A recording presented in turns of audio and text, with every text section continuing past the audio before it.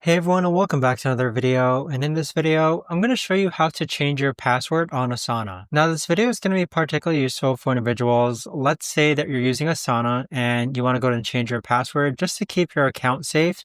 How do you actually go ahead and change your password? Now, this video is going to be short, sweet, and simple, guys. There's not going to be a lot of steps involved.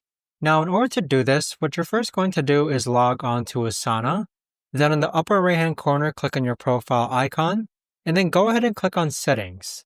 Once you click on Settings, go ahead and click on Account. And then from here, you're going to scroll all the way down to where it says Change Password. So you're going to see this section here saying Password. Go ahead and click on Change Password.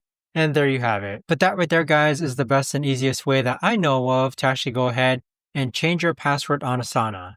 If you guys know of a better or easier way to actually do this, let me know in the comments down below.